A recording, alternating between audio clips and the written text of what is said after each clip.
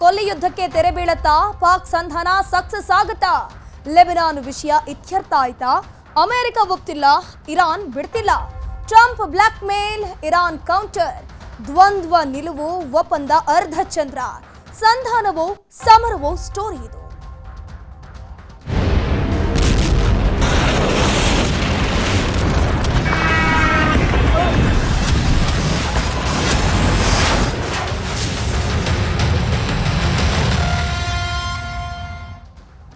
ಕೊಲ್ಲಿ ಯುದ್ಧ ಶಾಂತಿ ಸಭೆಯಲ್ಲಿ ಪಾಕಿಸ್ತಾನ ಬಡಾಯಿ ಕೊಚ್ಕೊಳ್ತಾ ಇದೆ.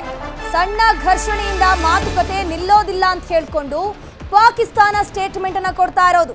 ಕೊಲ್ಲಿ ಯುದ್ಧದಲ್ಲಿ ಶಾಂತಿ ಸಭೆಯನ್ನ ಮಾಡ್ತೀವಿ ಅಂತ ಹೇಳ್ಕೊಂಡು ಪಾಕಿಸ್ತಾನ, ಚೀನಾ ಮುಂದೆ ಬಂದಿತ್ತು. ಬಟ್ ಸಣ್ಣ ಸಂಘರ್ಷಣೆಯಿಂದ ಮಾತುಕತೆ ನಿಲ್ಲಲ್ಲ ಅಂತೀಗ ಪಾಕ್ ಹೇಳ್ತಾ ಇದೆ. ಲೆಬನಾನ್ ವಿಚಾರದಲ್ಲಿ ಸಭೆಯನ್ನ ಬಹಿಷ್ಕರಿಸಿದ ಇರಾನ್.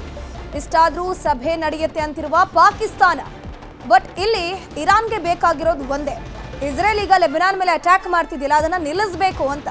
ಬಟ್ ಪಾಕಿಸ್ತಾನ ನಾವು ನಿಗದಿಯಂತೆ ಸಭೆಯನ್ನ ನಡೆಸ್ತೀವಿ ಅಂತ ಹೇಳ್ತಾ ಇದೆ.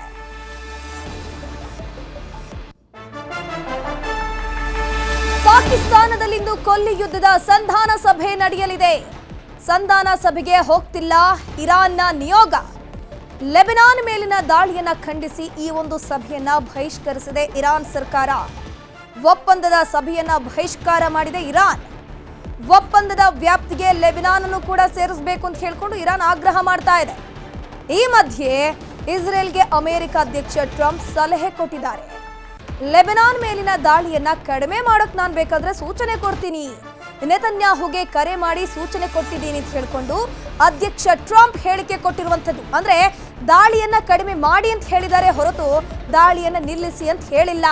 ಬಟ್ ಇರಾನ್ಗೆ ಬೇಕಾಗಿರೋದು ಇಲ್ಲಿ ಒಂದೇ, ಏನಪ್ಪಾ ಅಂತಂದ್ರೆ ಲೆಬನಾನ್ ಮೇಲೆ ಮಾಡ್ತಿರುವಂತಹ ಇಸ್ರೇಲ್ ದಾಳಿಯನ್ನ ಇಸ್ರೇಲ್ನವರು ನಿಲ್ಲಿಸಬೇಕು ಅನ್ನುವಂಥದ್ದು.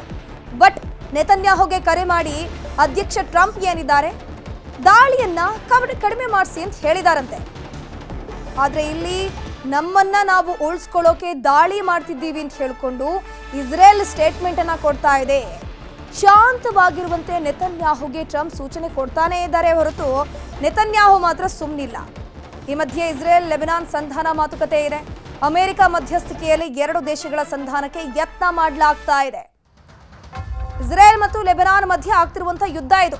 ಇರಾನ್ ಮತ್ತು ಇಸ್ರೇಲ್ ಮಧ್ಯೆ ಆಗ್ತಿತ್ತು, ಈಗ ಅದು ಡೈವರ್ಟ್ ಆಗ್ಬಿಟ್ಟು ಇಸ್ರೇಲ್ ಮತ್ತು ಇಸ್ರೇಲ್ನ ಪಕ್ಕದಲ್ಲಿರುವಂತಹ ಲೆಬನಾನ್ ಮೇಲೆ ಇಸ್ರೇಲ್ ಪದೇ ಪದೇ ದಾಳಿಯನ್ನ ಮಾಡ್ತಾ ಇದೆ. ಬಟ್ ಈಗ ಇಲ್ಲಿ ಅಮೆರಿಕ ಮಧ್ಯಸ್ಥಿಕೆ ವಹಿಸುವಂತ ಕೆಲಸವನ್ನ ಮಾಡ್ತಾ ಇದೆ.